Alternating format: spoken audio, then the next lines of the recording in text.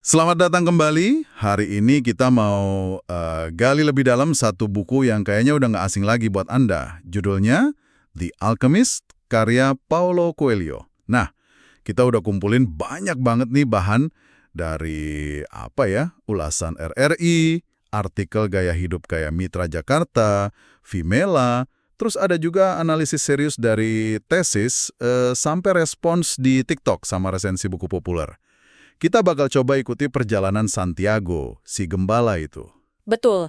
Dan misi kita kali ini ya bukan cuma ceritain ulang plotnya, tapi lebih ke membongkar gitu.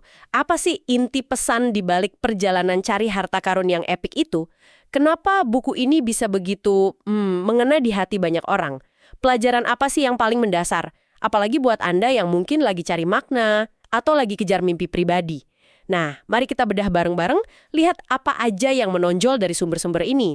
Oke. Langsung aja ya kita ke inti ceritanya. Semuanya kan berawal dari mimpi Santiago soal harta karun di piramida Mesir. Ini jadi pemicu kuat yang Coelho sebut personal legend atau legenda pribadi. Banyak sumber kita, kayak di Mitra Jakarta sama Vimela, itu nekenin banget ide ini. Tiap orang tuh punya panggilan uniknya sendiri, tujuan hidupnya gitu. Pesannya optimis banget ya. Ketika kau menginginkan sesuatu, seluruh alam semesta berkonspirasi membantumu mencapainya. Akademis itu, gimana bantuan alam semesta itu nggak selalu datang dalam bentuk yang gampang. Perjalanan Santiago malah penuh liku-liku kan. Disinilah pentingnya intuisi sama omen atau pertanda itu. Dia belajar dengerin hatinya, baca tanda-tanda sekitar. Bahkan ada momen dia bingung kan. Nah, waktu itulah batu Urim dan Tumim, pemberian Raja Salem itu, berfungsi. Semacam alat bantu gitu ya, menurut beberapa tafsir. Buat keputusan ya atau tidak pas intuisinya lagi buntu. Ini nunjukin kalau kadang kita butuh panduan juga saat sinyal batin belum begitu jelas. Dan perjalanannya itu, nggak mulus sama sekali ya. Santiago kan dirampok, kehilangan semua hartanya. Terus harus hadapi ketakutan yang luar biasa di gurun. Gurun itu sendiri, kayak yang disorot di beberapa analisis sumber Anda, jadi simbol. Simbol tempat ujian, tempat belajar spiritual gitu. Nah ini nyambung ke tema mengatasi ketakutan. Ada gagasan kuat kalau rasa takut akan penderitaan itu seringkali lebih nyiksa daripada penderitaannya sendiri. Gimana sumber-sumber Anda melihat ini? Apa ini kunci sukses Santiago? Banyak resensi, contohnya yang dari Gramedia itu ya, nunjukin ini sebagai titik balik penting. Kemampuan Santiago buat bangkit lagi setelah jatuh, buat terus maju walau takut, itu inti transformasinya. Ketakutan gagal itu dilihat sebagai ya penghalang terbesar mimpi.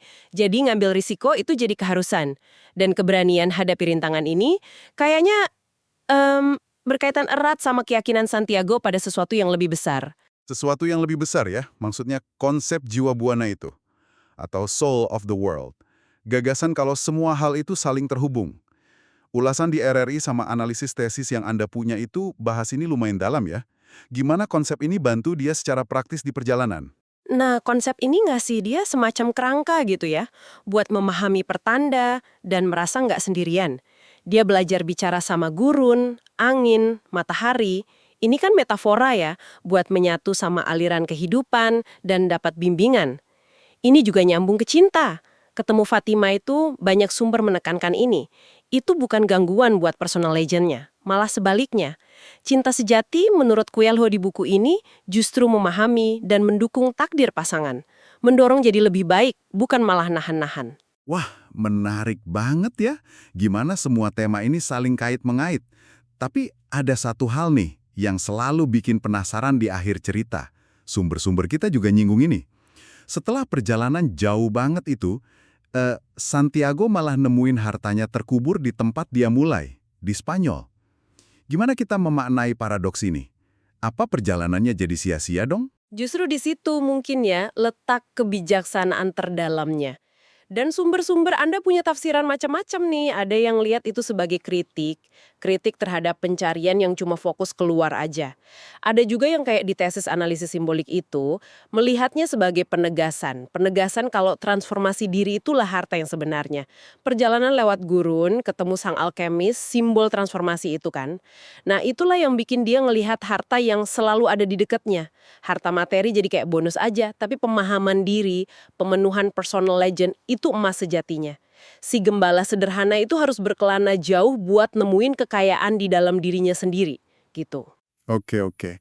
Jadi, kalau kita tarik benang merahnya nih dari semua sumber ini ya, di Alkemis itu intinya kayak undangan kuat buat kita. Buat ngenalin dan ngejar panggilan unik kita itu personal legend. Percaya intuisi, percaya pertanda, tapi ya siap juga hadapi tantangan dan rasa takut. Dan ingat, proses perjalanannya, belajar di sepanjang jalan, itu inti pencapaiannya. Tepat sekali. Dan buat Anda nih sebagai pembelajar yang mungkin lagi terus mencari, kisah ini bisa jadi cermin refleksi. Coba tanya ke diri sendiri. Apa ya personal legend yang manggil Anda saat ini? Seberapa sering Anda benar-benar berhenti sejenak buat dengerin intuisi? Dan kalau ada keraguan atau hambatan, coba deh tanyain lagi. Itu beneran kenyataan objektif atau jangan-jangan cuma ketakutan di pikiran Anda aja?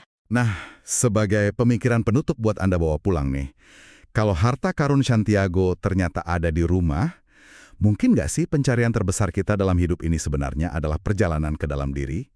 Menemukan kekayaan pemahaman, keberanian, cinta, yang mungkin udah ada di sini aja. Nunggu buat digali. Bukan di ujung dunia sana. Sesuatu untuk Anda renungkan ya.